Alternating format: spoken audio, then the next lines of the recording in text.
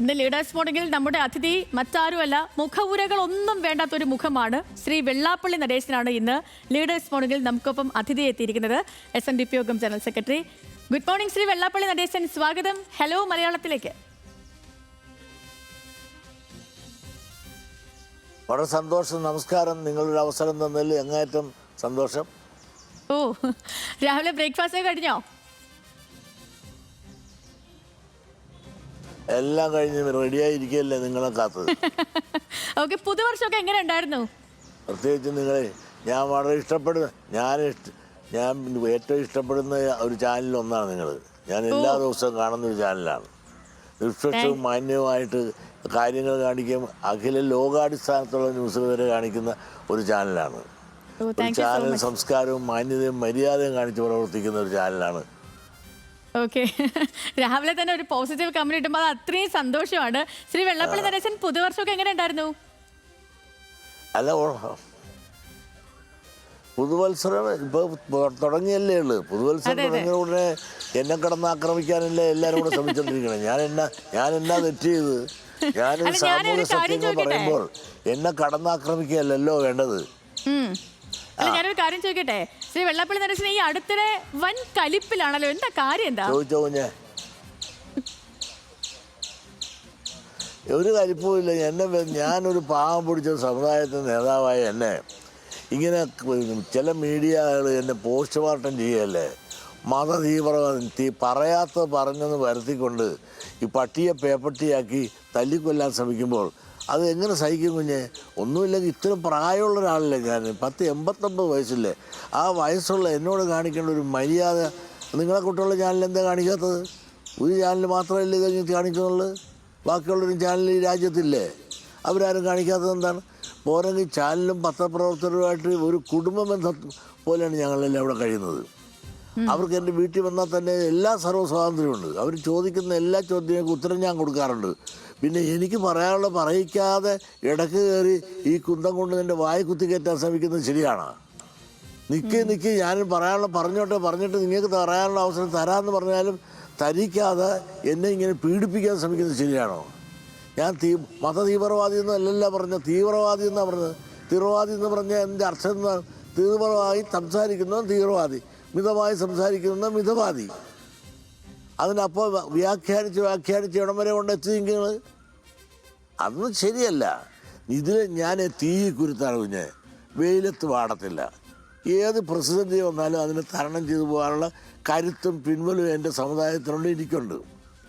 ശ്രീ വെള്ളാപ്പള്ളി നടേശൻ, ഞാനിപ്പം അങ്ങനെയുള്ള ഒരു കാര്യം ചോദിക്കാം. ഇപ്പം കേരള നവോത്ഥാനം എന്ന് കേൾക്കുമ്പോൾ നമ്മുടെയൊക്കെ മനസ്സിൽ ആദ്യം വരുന്നൊരു മുഖം ശ്രീനാരായണ ഗുരുദേവൻ്റേതാണ്. ഇപ്പം അയ്യങ്കാളി ആകട്ടെ, മഹാത്മജി ആകട്ടെ, ഗുരുവിനോട് കാണിച്ച ആദരവ് അത് ആശയത്തിൻ്റേത് കൂടിയാണ്. അപ്പം ആ ഗുരുവിൻ്റെ പാതയിലുള്ള പ്രസ്ഥാനത്തിൻ്റെ ഇന്നത്തെ മുഖം അങ്ങാണ്, ശ്രീ വെള്ളാപ്പള്ളി നടേശനാണ്. അപ്പോൾ അങ്ങനെയുള്ള ഒരാളിൽ നിന്ന് കുറച്ചും കൂടി ഒരു സൂക്ഷ്മത കേരളം പ്രതീക്ഷിക്കില്ലേ ശ്രീ വെള്ളാപ്പള്ളി നടേശൻ? എന്താണ് ഈ സൂക്ഷ്മത എന്ന് ഉദ്ദേശിക്കുന്നത്? എന്താണ് ഈ സൂക്ഷ്മത? അങ്ങ് അവിടെ ഇവിടെ വൺ വേ ട്രാഫിക്കാണ് ആ സൂക്ഷ്മത. ഏതാണ് ഉദ്ദേശിച്ചെന്ന് പറ. ഈ വാക്കുകൾ നമ്മൾ ഉപയോഗിക്കുന്നതിൽ ഒരു സൂക്ഷ്മത അങ്ങോട്ടും ഇങ്ങോട്ടും വേണ്ടേ? ഏത് വാക്കാണെന്ന് പറ, ഏത് വാക്കാണെന്ന് പറ. വെള്ളാപ്പള്ളി നടേശൻ, ഞാൻ പറഞ്ഞത് ഇപ്പം നമ്മള് ചില വാക്കുകൾ കൈവിട്ട് പോയിട്ടുണ്ടോ എന്നൊരു സംശയം നിലനിൽക്കുന്നുണ്ടല്ലോ, അതുകൊണ്ട് ചോദിച്ചാണ് ഞാൻ. ഞാൻ പറഞ്ഞതെല്ലാം പറഞ്ഞത് തന്നെ, ഒന്നും കൈവിട്ട് പോയിട്ടില്ല. ഞാൻ തീവ്രവാദത്തിന് ഞാൻ വ്യക്തമായും പറഞ്ഞു, തീവ്രമായി സംസാരിക്കുന്നത് തീവ്രവാദി, മിതമായി സംസാരിക്കുന്നത് മിതവാദി. ഗാന്ധിയൻകാരുമുണ്ട്, വിപ്ലവക്കാരുമില്ല ഈ രാജ്യത്ത്. എന്നോട് സംസാരിക്കുമ്പോൾ ഒരു മിതമായ ഭാഷയിൽ സംസാരിക്കേണ്ടതിന് പകരം ഇങ്ങനെ ശക്തമായ ഭാഷയിൽ പറഞ്ഞ് ഇടത്ത് കയറി വന്നു കഴിഞ്ഞാൽ അവനാരും തീവ്രവാദിയാണത്. മിതമായി സംസാരിക്കുന്നവർ എത്രയോ ചാനലുണ്ടായിരുന്നെന്ന്, അവർ മിതമായി സംസാരിച്ചവർ മിതവാദികൾ. അതിനെ നിങ്ങൾ ദുർവ്യാഖ്യാനം ചെയ്യാതെ എന്നെ നിങ്ങൾക്ക് വേറെ വല്ല ഉദ്ദേശം ഉണ്ടെങ്കിൽ അങ്ങനെ പറഞ്ഞു. എൻ്റെ ഉണ്ണി ഞാൻ തീ കുരുത്താണ്.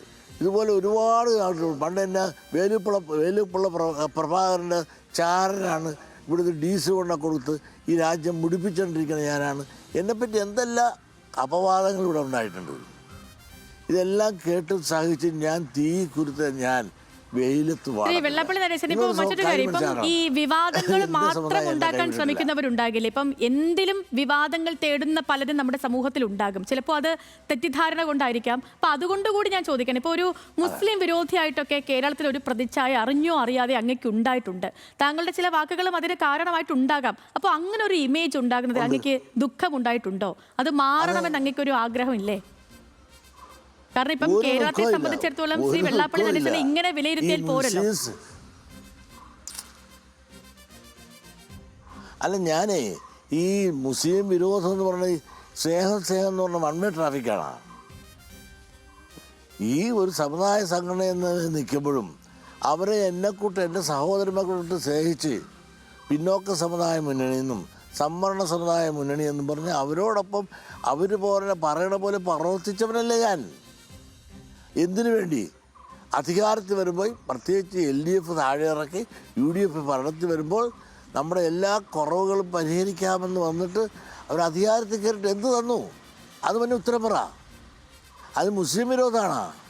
ഞാൻ നീതിയല്ല. ഞാൻ ഒരു കാര്യം പറഞ്ഞോട്ടെ, ഞാൻ ഒരു മുസ്ലിം വിരോധിയല്ല. ഞാൻ പറയും, ഞങ്ങളുടെ സ്ഥാപനങ്ങളിലും സ്ഥാപനത്തിൽ നയിക്കുന്ന പലയിടത്തും ഇരിക്കുന്ന എല്ലാം മുസ്ലിങ്ങളാണ്. എനിക്ക് മുസ്ലിം വിരോധം ഉണ്ടെങ്കിൽ അത് ചെയ്യുമോ?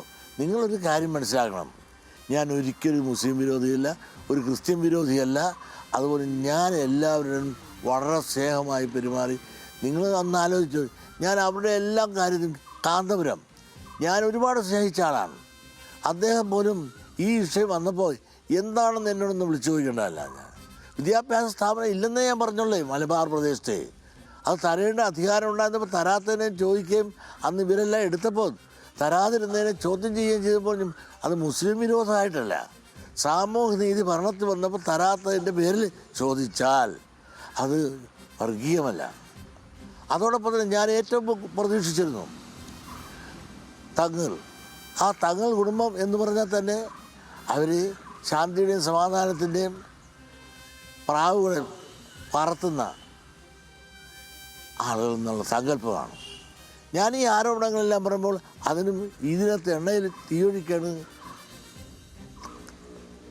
വെള്ളാപ്പള്ളി നടേശൻ ഇപ്പം അങ്ങേ വ്യക്തിപരമായി കൂടി ഈ SNDP ഒക്കെ ചെയ്യുന്ന കാര്യങ്ങൾ അറിയാമെന്നുള്ളത് കൂടി ഞാൻ പറയണം. ഇപ്പം എത്രയോ വിദ്യാഭ്യാസ സ്ഥാപനങ്ങൾ SNDP യോഗം നടത്തുന്നുണ്ട്, ചെയ്യുന്നുണ്ട്.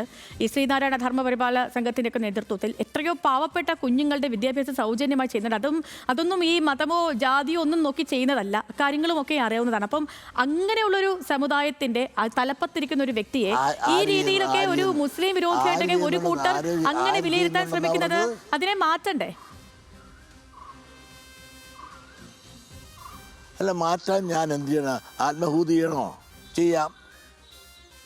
അതല്ലെങ്കിൽ അവരുമായിട്ട് ചർച്ച ചെയ്യണോ? ചർച്ചയ്ക്ക് ഞാൻ തയ്യാർ. ഞാനൊരു മതവിരോധിയല്ല, ഒരു സമുദായ വിരോധിയല്ല. ഇനി എൻ്റെ ദുഃഖം, എൻ്റെ സമുദായത്തിൻ്റെ ദുഃഖം ആരോട് പറയും? സമൂഹത്തോട് പറയണ്ടേ? ആ സമൂഹത്തോട് പറയുമ്പോൾ മറ്റൊരു സമുദായത്തിൻ്റെ വിരോധമല്ല, അവരെടുത്തോട്ടെ. ആ കൂട്ടത്തിൽ നമുക്കും കൂടെ തരാത്തിരുന്നതിൻ്റെ പ്രയാസം, ദുഃഖം എൻ്റെ സമുദായത്തോട് മലപ്പുറത്ത് നിന്ന് പറഞ്ഞു പോയതാണ്. അതിട്ട് അതുകൊണ്ട് ഞാൻ പറഞ്ഞ തെറ്റാണെന്ന് എന്നെ ബോധ്യപ്പെടുത്തിയാൽ ഞാൻ മാപ്പ് പറയാം. ഞാൻ പറഞ്ഞ് ശരിയാണെങ്കിൽ അതിന് പരിഹാരം കാണാൻ എൻ്റെ കൂടെ നിൽക്കേണ്ട പിന്നോക്ക സമുദായക്കാരല്ല ഇവർ. അല്ലെങ്കിൽ ഇവർ പറഞ്ഞ ഈ പറഞ്ഞ കണക്ക് ശരിയാണ്, കുറേ കുറവ് മലബാർ പ്രദേശത്ത് നിങ്ങൾക്കില്ല, വിദ്യാഭ്യാസ സ്ഥാപനമില്ല, ആ പറയുന്നത് ശരിയാണ്. നമുക്കത് ഏതായാലും അതിന് പരിഹാരം കാണാം, ഒന്ന് പോയി തെറ്റ് വിട്ടുകളാ എന്ന് പറഞ്ഞ് നമുക്കിനി പരിഹരിക്കാവുന്നൊരു നല്ല വാക്ക് പറഞ്ഞ് എന്നെ സാന്ത്വനപ്പെടുത്തുന്നതിന് പകരം എന്നെ കുത്തിക്കൊല്ലാൻ ശ്രമിക്കുന്നത് ശരിയാണോ?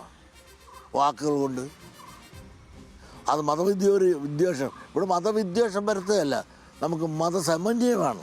ഞങ്ങളുടെ എല്ലാം സങ്കല്പകാതാണ്. നിങ്ങളൊന്ന് ആലോചിച്ച്, ശ്രീധാരണ സന്ദേശം പ്രചരിപ്പിക്കുന്നവരാണ് ഞങ്ങൾ. ജാതിഭേദം മതദ്വേഷഭേദമില്ലാതെ സർവരും സോദരത്തിൽ, ആ സോദര ചിന്ത എന്നും ഹൃദയത്തിൽ പ്രതിഷ്ഠിച്ച് പ്രവർത്തിക്കുന്നവരാണ് ഞങ്ങൾ. അതുകൊണ്ടാണല്ലോ ഇവരോടൊപ്പം വിളിച്ചപ്പോൾ ഞാൻ പോയത്. ആ സോദരന്മാർ കളിപ്പിച്ചപ്പോൾ അത് പറയണ്ടേ ഞാൻ. ആ പറഞ്ഞതിൽ തെറ്റുണ്ടെങ്കിൽ പറഞ്ഞ കാന്തപുരം എന്നോട് പറയട്ടെ. അദ്ദേഹത്തെ ഞാൻ വളരെ സ്നേഹിച്ച ആളാണ്. അതോടൊപ്പം തന്നെ തങ്ങൾ കുടുംബത്തിൽ അവരെന്നെ വിളിച്ച് ചോദിക്കട്ടെ, നിങ്ങളെന്താ ഇങ്ങനെ പറയാൻ കാരണം? ആ കണക്ക് ഞാൻ ഉദ്ധരിക്കാൻ പറയാം. തെറ്റുപറ്റി, അല്ലെങ്കിൽ ഞങ്ങൾക്ക് അധികാരത്തിലിരുന്നപ്പോൾ ഞങ്ങൾക്ക് തരാൻ സാധിച്ചില്ലെങ്കിൽ സാരമില്ല, പരിഹരിക്കാം, തെറ്റുപറ്റിപ്പോയി എന്ന് പറയട്ടെ. ഞാൻ പിന്നെ പറയത്തില്ല. ഓക്കെ, ഞാൻ ഈ വിവാദങ്ങൾ വിട്ടിട്ട് അങ്ങോട്ട് മറ്റു കാര്യങ്ങൾ ചോദിക്കണം. ഇപ്പം തദ്ദേശ തെരഞ്ഞെടുപ്പിൻ്റെയൊക്കെ ഫലം വന്നു, നിയമസഭാ തെരഞ്ഞെടുപ്പ് ഒരുക്കങ്ങളിലേക്ക് മുന്നണികളൊക്കെ കടന്നു. അങ്ങക്ക് എന്താ തോന്നുന്നത്? തദ്ദേശത്തിലെ ഒരു ട്രെൻഡ് ആകുമോ നിയമസഭയിൽ? അതൊരു ഭരണ തുടർച്ച പ്രതീക്ഷിക്കാമോ? അതൊന്നും നമുക്ക് കണക്കൂട്ടാനൊക്കത്തില്ല കുഞ്ഞെ. ഈ ഇടതുപക്ഷത്തിന് കുറവ് വന്ന് ഈ തെരഞ്ഞെടുപ്പിൽ എന്നുള്ളത് സത്യം തന്നെയാണ്. അവർക്ക് ത്രിതല പഞ്ചായത്തിൽ കാര്യമായ പ്രാതിനിധ്യം പലയിടത്തും ഇല്ലാതെ പോയിരുന്നു. ഞാൻ ഈ ഇലക്ഷൻ വരുന്നതിന് മുമ്പ് ഞാൻ പറഞ്ഞായിരുന്നു, ത്രിതല പഞ്ചായത്ത് വരുന്ന പ്രാതിനിധ്യത്തിൻ്റെ സ്വഭാവം അനുസരിച്ച് ഈ ജനറൽ തെരഞ്ഞെടുപ്പിന് നമുക്ക് കണക്കൂട്ടാനൊക്കത്തില്ല. അതുപോലെ ജനറൽ തെരഞ്ഞെടുപ്പിൻ്റെ കണക്കൂട്ടനുസരിച്ച് പാർലമെൻറ്റ് തെരഞ്ഞെടുപ്പിനെ കണക്കൂട്ടാനൊക്കത്തില്ല. അതല്ലേ കണ്ടത്, പാർലമെൻറ്റ് തെരഞ്ഞെടുപ്പിൽ എത്ര കിട്ടി? ഇതെല്ലാം പറയാം. എല്ലാ ട്രെൻഡും വളരെ മോശമായി കമ്മ്യൂണിസ്റ്റ് പാർട്ടിക്ക് ഇരിക്കുന്ന കാലത്ത് ശബരിമല സ്ത്രീ പ്രവേശനം എന്ന് പറഞ്ഞുകൊണ്ട് എന്തെല്ലാം തള്ളിക്കയറി കുഴപ്പമുണ്ടായിരുന്ന ആ കാലത്ത് നിങ്ങളൊന്ന് ആലോചിച്ച് നോക്ക്. അവർ എത്ര 90 സീറ്റ് ജയിച്ചില്ലേ ഇടതുപക്ഷം ഇവിടെ? അതുകൊണ്ട് ഇതെല്ലാം നൈമിഷികമായി പലതും ഉണ്ടാകും. ഇതെല്ലാം തന്നെ അടുത്തൊരു ഭരണ തുടർച്ചയ്ക്ക് കിട്ടാൻ അവസരമില്ല എന്ന് നമുക്ക് തള്ളിപ്പറയാൻ സാധിക്കില്ല. നിങ്ങളൊന്ന് ആലോചിച്ച് നോക്കും. ഒരു ഭാഗത്ത് ഇപ്പം തന്നെ പറയുന്നത് നിങ്ങൾ മറ്റൊന്നും വിചാരിക്കരുത്. ഇപ്പം തന്നെ ലീഗ് ഇപ്പം ചോദിക്കുന്നത് ഞങ്ങൾക്ക് തെക്കോട്ട് ഇനിയും കുറേ സീറ്റ് വേണമെന്നാണ്. ഇത് ആളുകൾ കേട്ട് നിൽക്കുകയാണേ. അപ്പോൾ ഇപ്പോൾ അവർ 10-30 സീറ്റെങ്കിലും അവർ ഇത്തവണ മത്സരിക്കാൻ നോക്കും. അപ്പോൾ UDF വരുമ്പോൾ തൊട്ടം ലീഗ് ആ സമുദായം 40 സീറ്റെങ്കിലും നിന്ന് മത്സരിക്കാനുള്ള സ്ഥാനങ്ങൾ കൈവശപ്പെടുത്തും. ഇതെല്ലാം നോക്കിയല്ലേ ബാക്കിയുള്ളവർ നിൽക്കുന്നത്. അതങ്ങനെയല്ല. ഈ രാജ്യത്ത് ആരെയും തള്ളിപ്പറഞ്ഞിട്ട് കാര്യമില്ല. ഇപ്പോൾ പിണറായി 10 കൊല്ലം ഇവിടെ ഭരിച്ചില്ലേ? ഇവിടെ ഒരു മാറാടും ഉണ്ടായില്ലല്ലോ. ശാന്തി സമാധാനത്തോടു കൂടി എല്ലാവരും ജീവിച്ചില്ലേ? അതിനെല്ലാം എന്താണ് ഞങ്ങൾ ശാന്തി സമാധാനവും ഐശ്വര്യവും സമ്പദ് സമൃദ്ധി ഉണ്ടാകണമെന്നാണ് ഞങ്ങളുടെ ആഗ്രഹം. ഒരു മുസ്ലിങ്ങളെ എല്ലാം സഹോദരാന്ന് ഞങ്ങൾ വിളിച്ചിട്ടുള്ളൂ. ഇവരൊന്നും തള്ളിയെന്ന് ഞങ്ങളാരും പറഞ്ഞിട്ടില്ല, ഇനിയും പറയല. അപ്പം അതുകൊണ്ട് ഒരു കാര്യമുണ്ട്, ഈ അടുത്ത തെരഞ്ഞെടുപ്പിൽ ഇടതുപക്ഷം തുടർ ഭരണം വരത്തില്ല എന്ന് തീർത്തൊന്നും പറയണ്ട. വരുമോ വരികയില്ലെന്ന് നമുക്ക് കാത്തിരുന്ന് കാണേണ്ടിയിരിക്കുന്നു. ശ്രീ വെള്ളാപ്പള്ളി നടേശൻ, ഇപ്പോൾ മുഖ്യമന്ത്രിക്ക് പറയാൻ പറ്റാത്ത വർഗീയത മറ്റുള്ളവരെ കൊണ്ട് പറയിപ്പിക്കുന്നു എന്നാണ് അങ്ങയ്ക്ക് നേരെ ഒരു ഒളിയുമ്പ് കണക്കെ പ്രതിപക്ഷ നേതാവ് VD സതീശൻ കഴിഞ്ഞ ദിവസം പറഞ്ഞത്. വെള്ളാപ്പള്ളിയെ ചർച്ചയ്ക്കേ എടുക്കുന്നില്ലെന്ന് ലീഗ് പറയുന്നു. വെള്ളാപ്പള്ളിയെ കാറിൽ കയറ്റിയതാണ് തിരഞ്ഞെടുപ്പിലെ തിരിച്ചടിയായതെന്ന് CPI ഒരു വശത്ത് പറയുന്നു.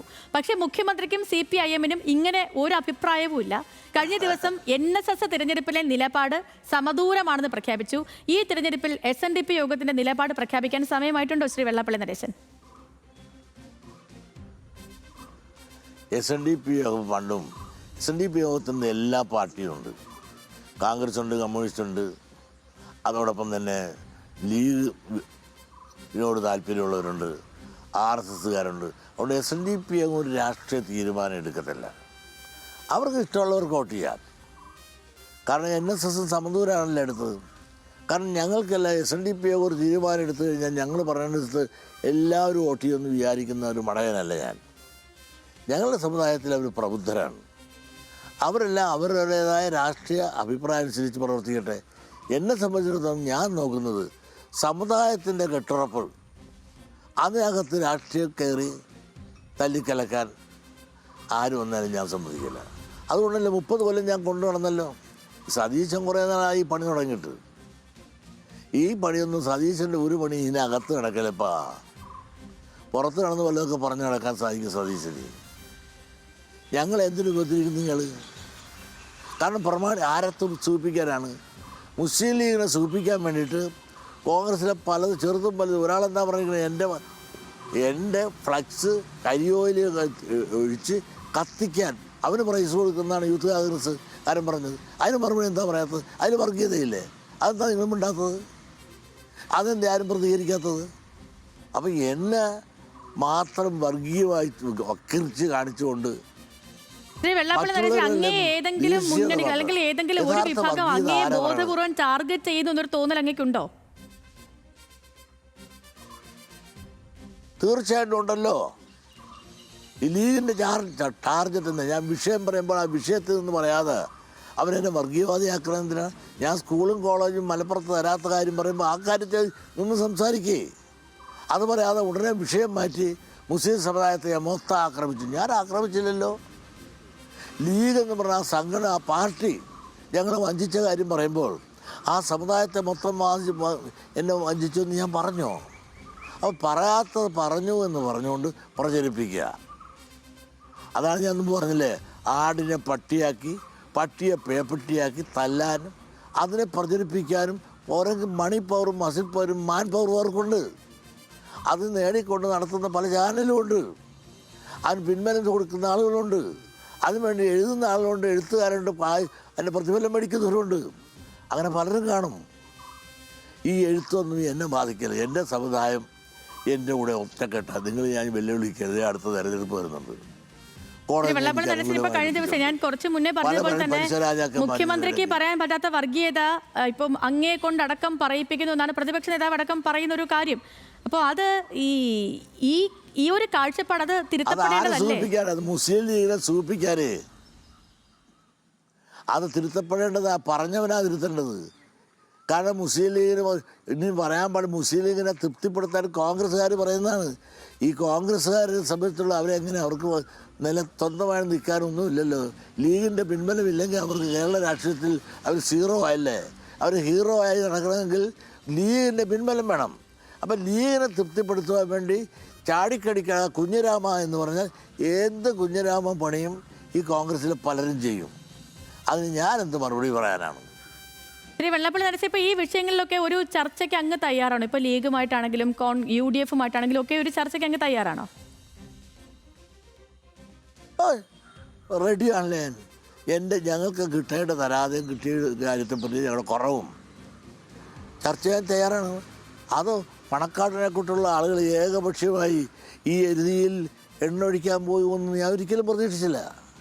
മാത്രമല്ല, ഞാൻ ഏറെ കൂടുതൽ സ്നേഹിച്ച കാന്തപുരം അദ്ദേഹം ഇവരെല്ലാം ഒരുമിച്ച് എന്നെ ആക്രമിച്ചത്.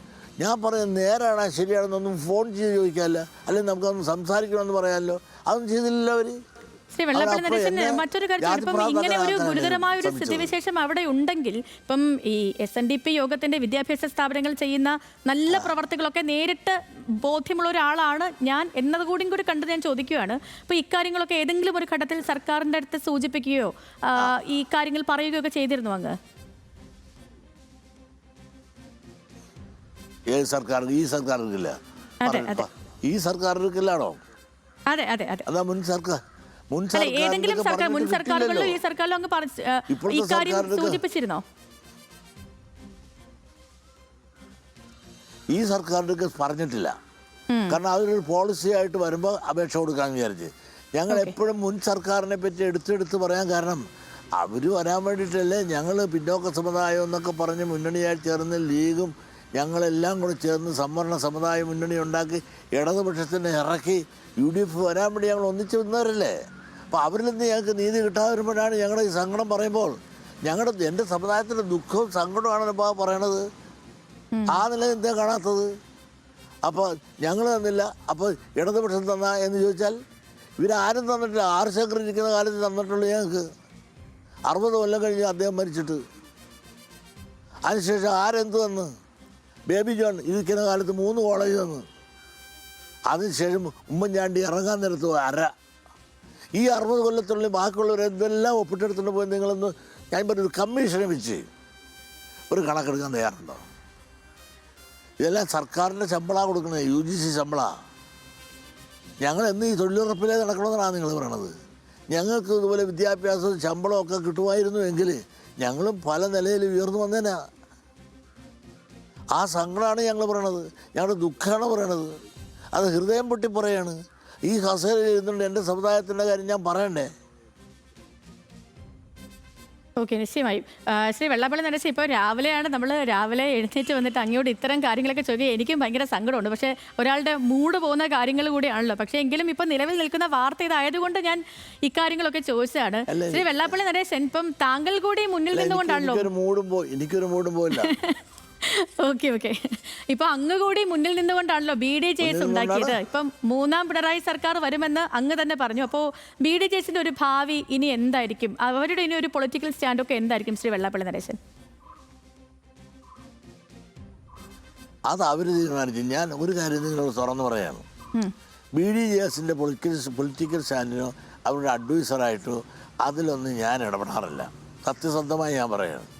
ഞാനും എൻ്റെ ഭാര്യയും മാത്രമേ ഇവിടെ താമസമുള്ളൂ. എൻ്റെ മകനുമൊക്കെ വേറെയാ താമസം. അവരുടെ രാഷ്ട്രീയ അഭിപ്രായം അവരുടെ വഴിക്ക് പോകും. എൻ്റെ രാഷ്ട്രീയ അഭിപ്രായം രാഷ്ട്രീയ തീരുമാനവും ഞാനായും പോകും. പക്ഷേ SNDP യോഗത്തിനകത്ത് ഈ BDJSO മറ്റ് JSO എന്നും പറഞ്ഞുകൊണ്ട് തർക്കങ്ങളോ വഴക്കങ്ങളോ ഉണ്ടാക്കി മുമ്പോട്ട് പോകാൻ ഒരു കാരണവശാലും ഞാൻ അനുവദിക്കില്ല. ഇതിനകത്ത് എല്ലാ പാർട്ടിയും ഉണ്ട്. അതുകൊണ്ട് SNDP യോഗം ഒരു പാർട്ടിയുടെയും വാലല്ല ചൂലല്ല. ഓക്കെ, അപ്പോൾ ശ്രീ വെള്ളാപ്പള്ളി നടേശൻ വളരെയധികം നന്ദി ഞങ്ങൾക്കൊപ്പം ജോയിൻ ചെയ്തതിന്, ഇത്രയും സമയം ചെലവഴിച്ചതിനും. അങ്ങേക്ക് നല്ലൊരു ദിവസവും നല്ലൊരു പുതുവർഷവും ആശംസിക്കുന്നു. പിന്നെ ഞാൻ പറയുന്നത് വെച്ചാൽ ഒരു എന്തോ പറഞ്ഞു, എനിക്ക് വളരെ സന്തോഷമുണ്ട്. കാരണം ഞാൻ ഏറ്റവും കൂടുതൽ ഇഷ്ടപ്പെടുന്ന ഒരു ചാനലാണ്. ഏറ്റവും മാന്യവും മര്യാദയായിട്ട് ചാനൽ പ്രവർത്തനം നടത്തുന്ന പ്രവർത്തകർ, നല്ല ന്യൂസ് മാത്രമല്ല അഖില ലോകാടിസ്ഥാനത്തുള്ള ന്യൂസുകൾ കാണണമെങ്കിൽ നിങ്ങളുടെ ചാനൽ കണ്ടാലാണ് മനസ്സിലാകും. ഞാൻ എല്ലാ ദിവസവും ശ്രദ്ധിക്കുന്ന ഒരാളാണ്. ഒരു ചാനൽ സംസ്കാരവും ആ ചാനൽ മര്യാദയും എല്ലാ നിലയിലും കാത്തു രക്ഷിച്ച് പ്രവർത്തിക്കുന്ന ഒരു അപൂർവം ചില ചാനലിൽ ഒന്നാണ് ഈ മലയാളം 24 മലയാളം ചാനൽ എന്നുള്ള കാര്യത്തിൽ യാതൊരു സംശയമില്ല. അതിന് എൻ്റെ 100,000 അഭിനന്ദനങ്ങൾ ഞാൻ പറയുകയാണ്. Thank you so much, thank you. അപ്പോൾ ഞാൻ പറയുന്നത് ഇപ്പോൾ പുതുവർഷമാണ്, പുതിയൊരു വർഷമൊക്കെ തുടങ്ങി. നമുക്ക് ഈ കലിപ്പൊക്കെ കുറച്ചൊന്ന് അവസാനിപ്പിച്ച് എല്ലാവരുമായിട്ടൊക്കെ ഒന്ന് സംസാരിച്ചൊക്കെ പോകാം. വെറുതെ നമ്മളെന്തിനാണ് നമ്മളെ കൊണ്ട് ഈ നമ്മുടെ ഒരു ഈ നേരായിട്ടുള്ളൊരു സ്റ്റാൻഡ് മറ്റുള്ളവരെ തെറ്റിദ്ധാരണയ്ക്ക് വഴി വെക്കണ്ടല്ലോ. അവരോട് പറ വിളിച്ചോട്ട് തെറ്റ് അല്ല. ഒരു കാര്യം നിങ്ങൾ തന്നെ മുൻകൈ എടുക്ക്. സഹോദരി താങ്കൾ മുൻകൈ എടുക്ക്. ധാരണയും തെറ്റിദ്ധാരണ മതിയാക്കാം. അവർ ഇരുന്ന് ഒരു മേശക്ക് മുമ്പിൽ അതിന് ഞാൻ ചർച്ച ചെയ്യാം. തയ്യാറുണ്ടോ? എൻ്റെ കുറവ് അല്ല എൻ്റെ സമുദായത്തിന് വിദ്യാഭ്യാസ രംഗത്തുള്ള കുറവ് ഞാൻ ബോധ്യപ്പെടുത്താം. അത് ഞാൻ പറയുമ്പോൾ അത് തെറ്റാണോ? അത് ഇനിയും ഞാൻ പറയും ശക്തമായിട്ട്. മറ്റുള്ളവർ ഒപ്പിട്ട് കണ്ടുപോകാൻ എടുത്തുകൊണ്ട് പോയപ്പോൾ നമുക്ക് തരാതിരുന്നതിൻ്റെ കാരണം എന്തെന്ന് ഞാൻ ചോദിക്കണ്ടേ? ഞാൻ ഈ കസേരയിൽ നിന്ന് എന്താണ് ചോദിക്കേണ്ടത്? മറ്റുള്ളവർക്ക് കിട്ടിയാണോ ചോദിക്കേണ്ടത്? എനിക്ക് കിട്ടേണ്ടത് തരണ്ടേ? അത് ഞാൻ ചോദിച്ചാൽ ജാതിയാണോ? അത് നീതിയല്ലേ ഇപ്പാ?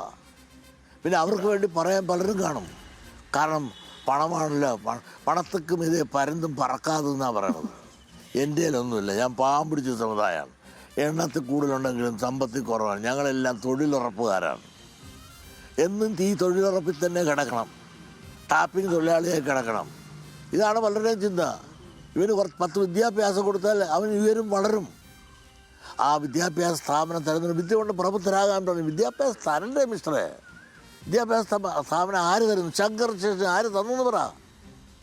കൊല്ലം 60 ആ 60 ശേഷം ഓരോരുത്തർക്കും കൊടുത്തതിൻ്റെ കോഴ്സുകൾ ഉൾപ്പെടെ നിങ്ങളൊരു കമ്മീഷൻ വെച്ചുകൊണ്ട് കണക്കെടുക്കാൻ തയ്യാറുണ്ടോ? കമ്മീഷന് ചിലവ് മുഴുവൻ ഞാൻ വഹിക്കാം.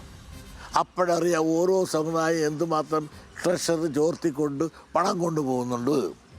അതുകൊണ്ട് ഈ സമ്പത്ത് കൊണ്ട് അവർക്ക് പ്രബുദ്ധരാകാൻ സാധിക്കുന്നുണ്ട്. ഈ യാഥാർത്ഥ്യമായി പറഞ്ഞാൽ ജാതി പറഞ്ഞൊന്നുമല്ല, നീതി പറഞ്ഞു. ആ നീതി ഞങ്ങൾക്കും കൂടെ തരണമെന്നുള്ള കരഞ്ഞുകൊണ്ടുള്ളൊരു അപേക്ഷയാണ് ഞാൻ ഈ കസേര ഇരുന്നുണ്ട്. പിന്നെ എന്താ ചെയ്യേണ്ടത്?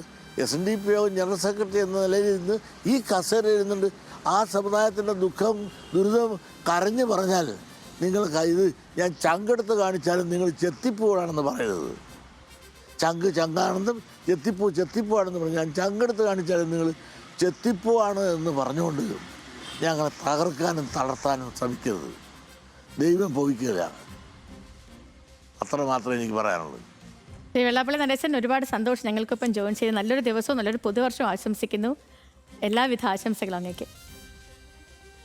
Thank you. 1 വർഷം കഴിഞ്ഞിട്ട് 3 ദിവസം കഴിഞ്ഞ്. Okay, thank you. Thank you.